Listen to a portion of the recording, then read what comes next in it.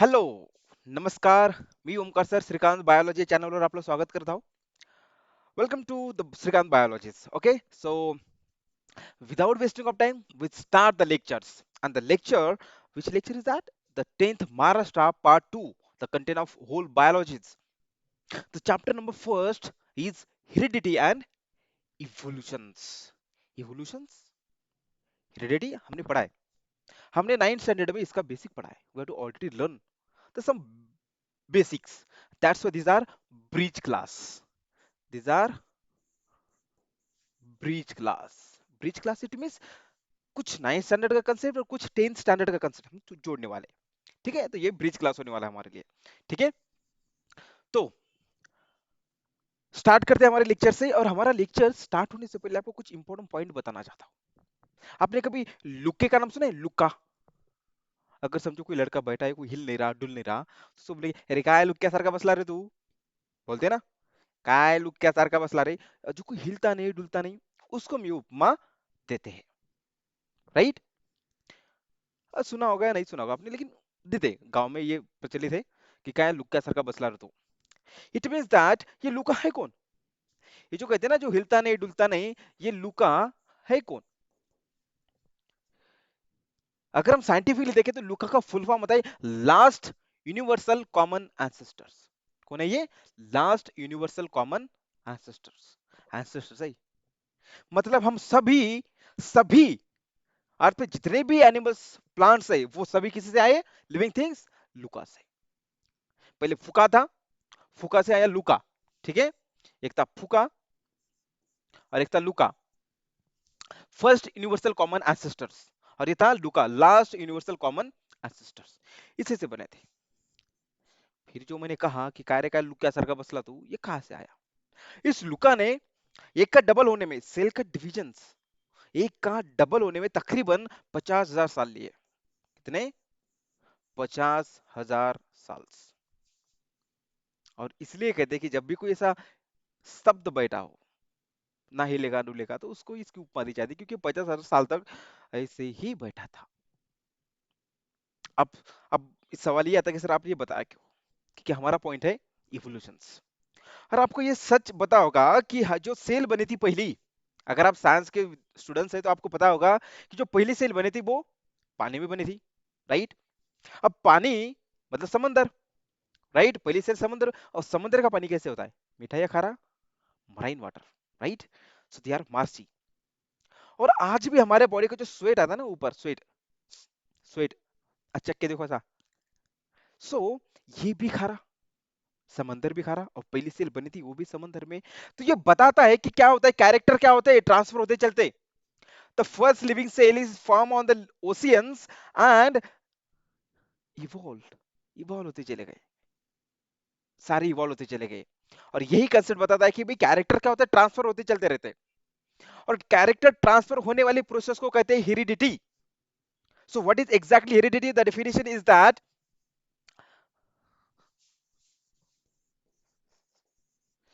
what is heredity? It's really simple definitions. The transfer characters,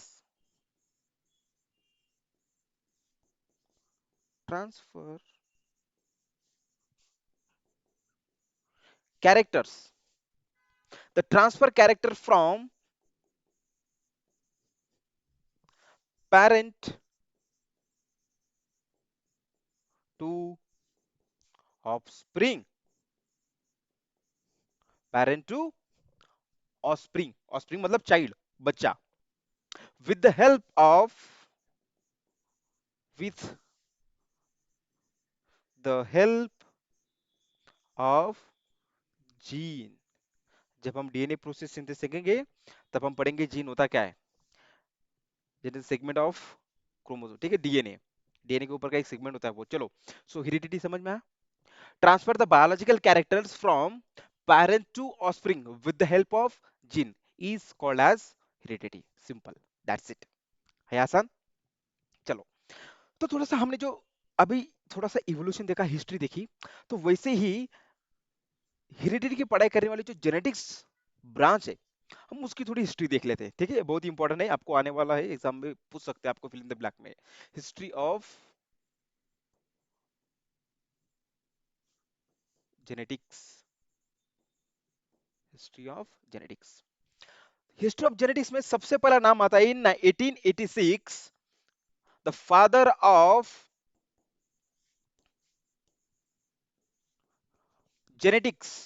किसको कहा जाता है? द फादर ऑफ जेनेटिक्स किसको कहा जाता है भाई? हमने 9th स्टैंडर्ड में पढ़ा है, राइट? Gregor John Mendel.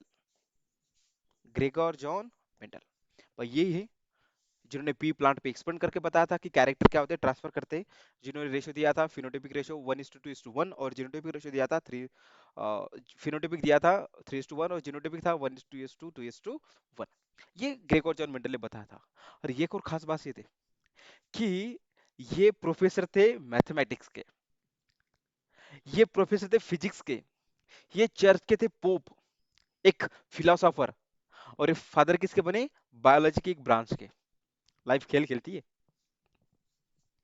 दूसरी इंपॉर्टेंस आता है, सबसे इंपॉर्टेंट जिन्होंने काम किया था म्यूटेशन थ्योरी पे, ह्यूगो डी वैडियस। म्यूटेशन थ्योरी, म्यूटेशन थ्योरी पे काम किया था। What is mutations?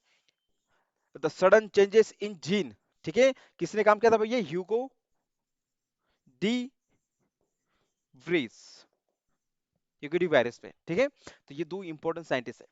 तीसरा एक और इंपॉर्टेंट साइंटिस्ट है, just note down. The third important scientist is Walter and Sutton, जिन्होंने स्टडी ऑफ क्रोमोसोम्स पे स्टडी की थी। ठीक है, स्टडी ऑफ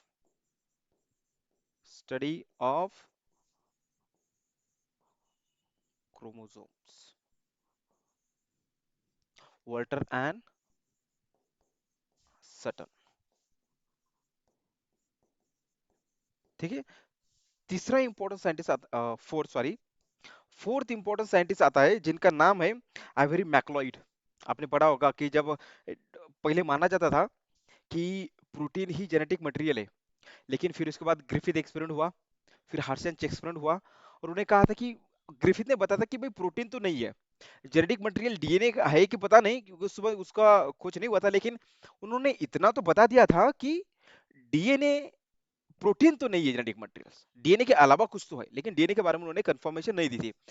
उसके बाद हार्शेंच एक्सपेरिमेंट आया और उन्होंने कहा था कि डीएनए, हाँ, जेनेटिक मटेरियल है, लेकिन एक्चुअली जेनेटिक डीएनए का जो पढ़ाई की थी वो थी आइवरी मैक्लॉइड। ठीक है, आइवरी मैक्लॉइड ने पढ़ाई की थी, और मैककार्टी, ये तीन साइंटिस्ट थे उनमें। Avery MacLeod, Avery McCarty. ठीक है, ये तीन साइंटिस्ट ने बताया था कि भाई स्टडी ऑफ डीएनए। और ये भी इंपॉर्टेंट पॉइंट है आपके लिए कि डीएनए का स्ट्रक्चर्स इन्होंने बताया था। ये डीएनए का स्ट्रक्चर आपने 5th स्टैंडर्ड में पढ़ा होगा कि Watson and Crick, Watson and Crick, इन्होंने स्ट्रक्चर ऑफ डीएनए पे काम किया था। ठीक है, स्ट्रक्चर ऑफ डीएनए। ठीक है, देन इसके बाद लास्ट इंपॉर्टेंट आते हैं जाकोब एंड मोनाट। तो 5th नंबर पे आते हैं जाकोब एंड मोनाट। ठीक है, 5th नंबर पे। सो सॉरी 6th नंबर पे आते हैं जाकोब एंड मोनाट। भाई जाकोब एंड मोनाट ने किया था क्या? जाकोब एंड मोनाट ने ऐसा क्या किया था कि जिनको हम पढ़ाई करेंगे, जो हम इस स्टैंडर्ड में पढ़ने वाले हैं, प्रोटीन सिंथेसिस। प्रोटीन सिंथेसिस की जिन्होंने पढ़ाई की थी उनका नाम था जाकोब एंड मोनाट। तो ये सबसे इंपॉर्टेंट हिस्ट्री ऑफ जेनेटिक्स है। फिर से देखो, father of genetics Gregor John Mendel. Mutation theory जो कि ह्यूगो डी वायरस ने दी थी। द स्टडी ऑफ क्रोमोसोम्स किसने किया था भाई? वॉल्टर एंड सटन ने। ठीक है, देन आइवरी मैक्लॉइड्स जिन्होंने डीएनए के ऊपर स्टडी की थी, लेकिन डीएनए का स्ट्रक्चर दिया था वॉटसन एंड क्रिक ने, जो कि डबल हेलिक्स मॉडल था। और जाकोब एंड मोनर ने प्रोटीन सिंथेसिस पे काम किया, जो आपको इस साल थोड़ा डिटेल में पढ़ना है। ठीक है, सो ये थी कुछ हिस्ट्री ऑफ जेनेटिक्स। अब अब आपकी बुक में थोड़ा जेनेटिक्स के बारे में बताया गया है, तो जेनेटिक्स भाई पढ़ना है तो हमको डीएनए पढ़ना ही होगा, right? D N A, DNA, DNA deoxyribo nucleic acids, बहुत इंपॉर्टेंट है भैया। इवोल्यूशन खरा तो यहाँ से स्टार्ट हुआ जब हम एक्चुअली डीएनए के बारे में जानने लगे। उससे पहले तो क्या था, अभी भी हम उतना ही जानते हैं जितना कि हमें बताया गया। जो एक्चुअली सो प्रोफेसर थे ना, वो कभी नहीं कहते कि मुझे सब कुछ आता है। वो एक सोक्रेटस नाम का एक तंत्र महाज्ञानी थे, उन्होंने कहा था कि ज्ञानी लोगों को पता है कि उन्हें कुछ नहीं पता, ज्ञानी लोगों को पता है कि उन्हें कुछ नहीं पता, और अज्ञानी को पता है कि उसको सब कुछ पता है। ये इंपॉर्टेंट पॉइंट्स है। इसका मतलब हमें कुछ नहीं पता, ये ज्ञान है, लेकिन मुझे सब कुछ पता, ये अज्ञान है, अकॉर्डिंग टू द सोक्रेटस। और सोक्रेटस ने भी ऐसे टीचर थे, वो बच्चों को सिखाने के जहर पी लिया था, सोक्रेटस। अगर आपने सोक्रेटस के बारे में नहीं जाना ना, जाके पढ़ो, महान फिलोसोफर सोक्रेटस। चलो, तो डीएनए का फुल फॉर्म क्या था? We know that the DNA is a genetic materials, it's deoxy ribo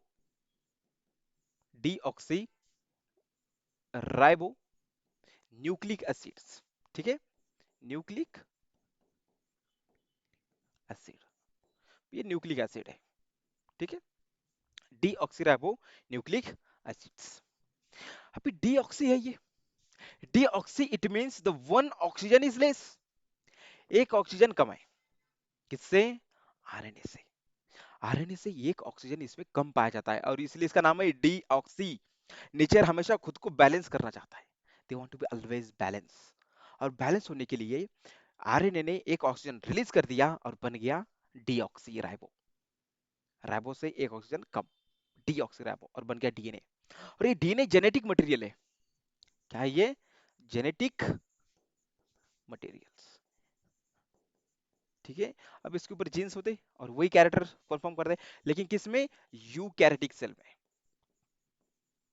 eukaryotic cell में, प्रोकैरियोटिक सेल में नहीं पाया जाता। यूकैरियोट का मतलब जिनके अंदर एक प्रॉपर न्यूक्लियस होता है, डेवलप न्यूक्लियस होता है, उनको कहते हैं हम यूकैरियोटिक सेल्स। उनके अंदर आपको ये डीएनए जेनेटिक मटेरियल मिलता है।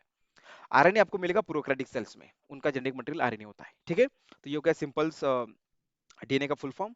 अब थोड़ा सा कंस्ट्रक्शन लेवल पे चलते हैं, समझते हैं कि डीएनए भाई बना कैसे है। ठीक है, तो आपको यहाँ पे एक सिंपल डायग्राम दिख रही है, जो कि किसने दी थी बताओ?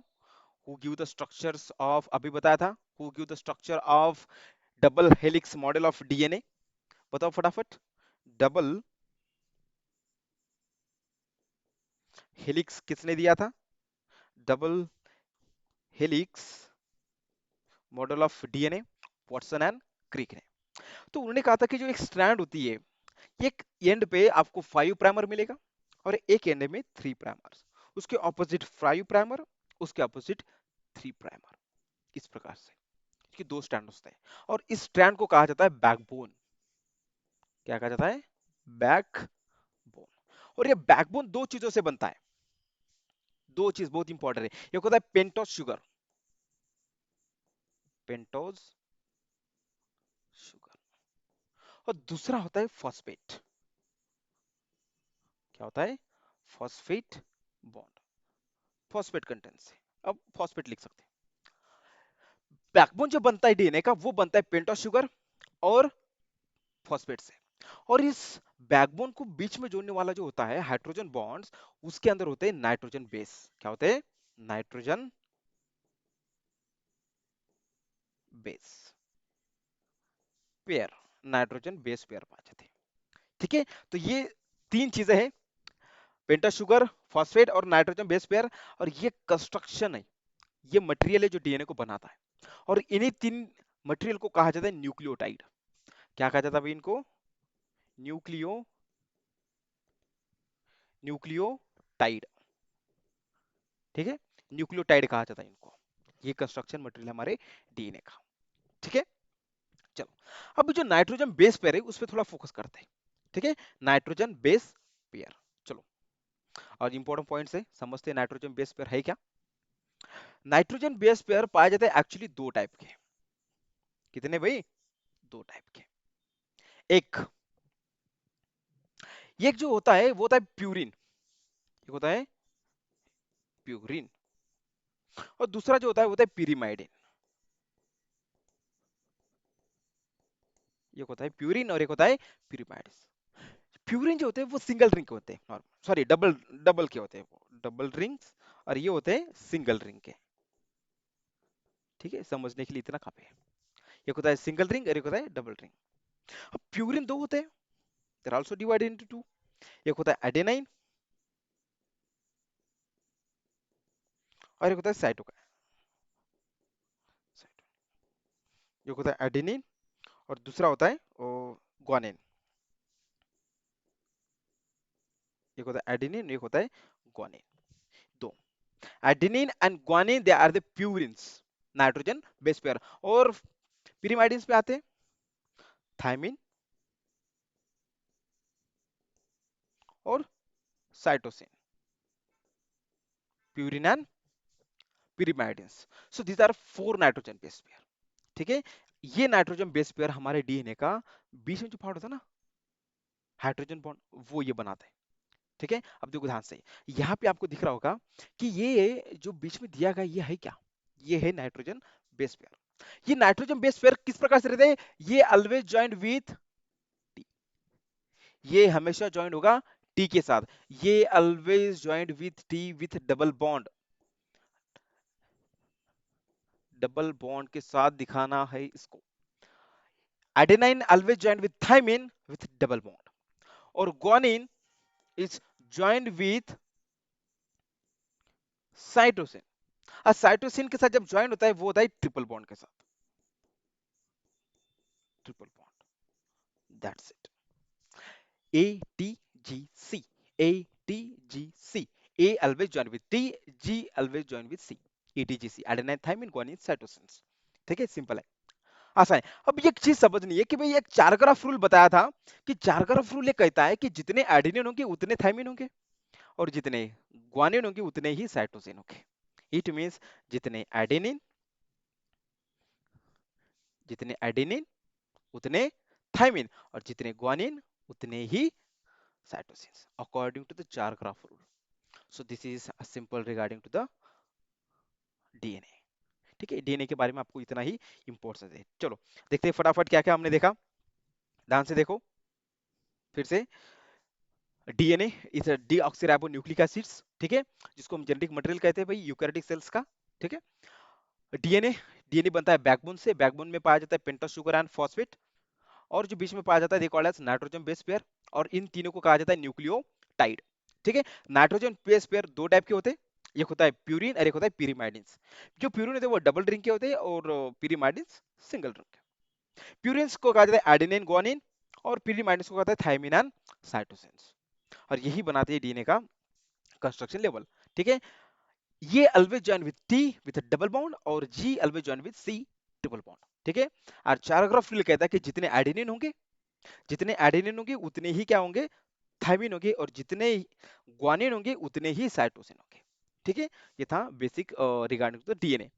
आगे बढ़ते हैं, अगला हमारा इंपॉर्टेंट पॉइंट है आरएनए। आरएनए, अब RNA they are found in cytoplasm and as well as nucleus. DNA is only found in nucleus, but RNA found in cytoplasm and nucleus, दोनों जगह पे वो पाया जाता है आरएनए। अब आरएनए का फुल फॉर्म क्या था, anyone? It's really simple answers, ribo nucleic acid, ribonucleic acids, simple है, राइबोन्यूक्लिक एसिड्स, इसको कहा जाता है आरएनए। मैंने कहा था डी ऑक्सी मतलब एक ऑक्सीजन कम है आरएनए से, तो आरएनए में एक ऑक्सीजन ज्यादा होता है, one oxygen is more than DNA. ठीक है, one oxygen is more than DNA. ठीक है, इसमें एक ऑक्सीजन ज्यादा पाया जाता है, ये पाया जाता है दो ठिकान पे, ये साइटोप्लाज्म में भी मिलेगा और मिलेगा आपको ये न्यूक्लियस के अंदर। ठीक है, दो जगह पे पाया जाता है। ये जो यूकैरियोटिक सेल में पाया जाता है, यूकैरियोटिक सेल देखो, यूकैरियोटिक सेल में माइटोकॉन्ड्रिया होता है, माइटोकॉन्ड्रिया का जेनेटिक मटेरियल है वो सर्कुलर डीएनए होता है, आरएनए नहीं। ठीक है, अब ये जो होते हैं ये आपको मिलेंगे कंस्ट्रक्शन लेवल पे, मतलब नॉन जेनेटिक मटेरियल्स होगा, ये non genetic in eukaryotic cell, eukaryotic cells, जो यूकैरियोटिक सेल्स होते हैं उनके अंदर आपको ये नॉन जेनेटिक मिलेंगे। प्रोकैरियोटिक में जेनेटिक होते हैं। ठीक है, तो ये सिंपल हुआ कुछ इंट्रोडक्शन ऑफ राइबोसोम्स। अब देखते हैं कि भाई ये राइबोसोम्स बनते कैसे हैं। राइबोसोम्स बनते कैसे हैं? बहुत आसान है समझने के लिए। समझो कि सेम कंस्ट्रक्शन लेवल होता है, सिर्फ ऑक्सीजन कम है और ये सिंगल ले होते हैं। ठीक है, डबल नहीं होते, ये सिंगल पाया जाता है। तो इनका जो कंटेन होता है purines and pyrimidines, nitrogen base पर देखो तीन चीज होती है। पहला आता है पेंटोज शुगर, पेंटोज शुगर। दूसरा सेम वही फॉस्फेट, इनके अंदर भी फॉस्फेट पाया जाता है। ठीक है, और तीसरा नाइट्रोजन बेस पेयर। ठीक है, नाइट्रोजन बेस पेयर। अब नाइट्रोजन बेस पेयर वही कहा था मैंने कि भाई ये दो टाइप के होते हैं। पहला प्यूरिन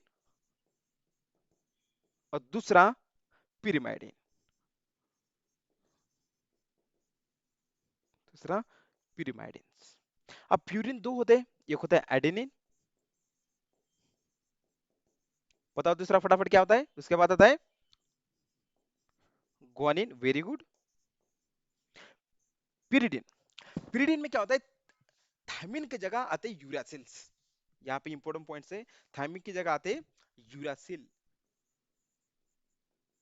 ठीक है, और साइटोकाइनेस का साइटोनिन, साइटोसिन। चलो, ये एक इंपॉर्टेंट पॉइंट है। कौन बदला यहाँ पे, यूरासिल्स।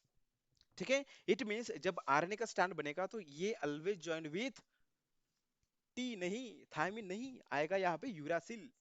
ये always join with uracils and guanine always join with, बताओ, साइटोनिन, साइटोसाइन। ठीक है, adenine, guanine, cytosine and uracils. तो ये कुछ जेनेटिक मटेरियल्स है, कंस्ट्रक्शन लेवल है nitrogen base pair in the RNAs. ठीक है, ये सिंपल इंफॉर्मेशन हुई नाइट्रोजन डीएनए की रिगार्डिंग। ठीक है, अब जाते हैं according to the functions of RNA. According to the function of RNA they are three types. कितने, थ्री टाइप के होते हैं भैया, थ्री टाइप्स। पहला, हमको सबको पता है, वी टू ऑलरेडी लर्न कि भाई ये प्रोटीन सिंथेसिस में काम करते हैं, हेल्प करते हैं प्रोटीन बनाने में। It's a side of protein synthesis, right. तो according to the functions they are three type. First is mRNA, first is mRNA, ये mRNA होते हैं। दूसरा आता है rRNA, तीसरा आता है tRNA। ठीक है, according to the functions they are three types, mRNA, rRNA and tRNA।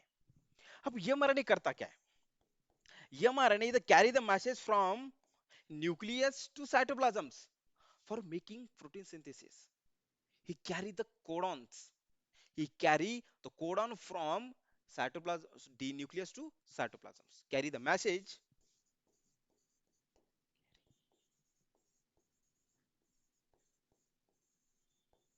from nucleus to cytoplasm according to, according to किसके अकॉर्डिंग भाई, कोडॉन। ठीक है, जो कोडॉन रहते हैं ना वो, according to codon and anticodon, anticodon. ठीक है, इनका ये काम होता है। ठीक है, देन देन आते आरआरएनए पे। RRNA it's ribosomal RNA. ठीक है, mRNA is messenger, they called as messenger RNA, और टीआरएनए का मतलब है राइबोसोमल आरएनए। ठीक है, राइबोसोमल आरएनए ये करते क्या है, its actual site of protein synthesis. ये एक्चुअली पाया जाता है लार्ज सब यूनिट में, और ये होता है स्मॉल सब यूनिट में। हमने कहा था यूकैरियोटिक सेल में जो आरएनए होते हैं वो एटीएस के पाए जाते हैं। ठीक है, आरएनए आर एटीएस। कौन से भाई, आर आर राइबोसोम्स जो पाए जाते हैं वो एटीएस के होते हैं। ये होता है लार्ज सब यूनिट, ये होता है स्मॉल सब यूनिट, दोनों में। अब लार्ज और स्मॉल सब यूनिट के बीच में क्या आ जाता है, यहाँ पे एक जो हमारा एमआरएनए यहाँ पे आ जाता है। ठीक है, और इस पे बनता है हमारा प्रोटीन सिंथेसिस। ठीक है, नॉर्मली इस पे बनता है हमारा protein synthesis, this is actual side of protein synthesis. Now tRNA, tRNA is a transfer RNA, और what are they carry, what are they transfer, they transfer anticodons. इस प्रकार से उसके डायग्राम से समझो आप। ठीक है, इट्स रियली इंपॉर्टेंट। और इनके ऊपर पाया जाता है अमाइनो एसिड। यस, इनके ऊपर पाया जाता है अमाइनो एसिड्स, और यहाँ पे होता है निचले साइड में होता है anticodon according to code. और ये कोड किसके पास होते हैं? एमआरएनए के पास। ये एमआरएनए के पास जो कोड्स होते हैं उसके अकॉर्डिंग ये एमआरएनए का जो कोडॉन्स होते हैं वो यहाँ पे लिखता हूँ मैं, आपको दिख नहीं रहा होगा। MRNA according to mRNA, mRNA के अकॉर्डिंग उनके क्या होते हैं? कोड एंटी कोडॉन्स होते हैं। और ये क्या करते हैं? ये जाते हैं राइबोसोम्स पे और अमीनो एसिड लेके और बना देते हैं हमारे प्रोटीन सिंथेसिस। ठीक है, तो ये नॉर्मल 3 टाइप ऑफ आरएनए है जो आपको आने ही चाहिए और आपने ऑलरेडी पढ़ चुका है 9th स्टैंडर्ड में। ठीक है, तो ये कुछ ब्रिज क्लास था according to the some previous class important notes, और कुछ नॉलेज था आपको पता होना चाहिए, ताकि जब हम अगला पॉइंट पढ़ेंगे ट्रांसक्रिप्शन, ट्रांसलेशन एंड ट्रांसलोकेशंस, तब आपके ये तीनों आरएनए किस प्रकार से काम करते हैं आपको समझ में आ जाएगा। आई होप कि आपको लेक्चर अच्छा लगा हो, तो please share, subscribe and inform your friends. Okay, bye bye. All notes are provided in this your YouTube channel Srikant Biology. Bye bye.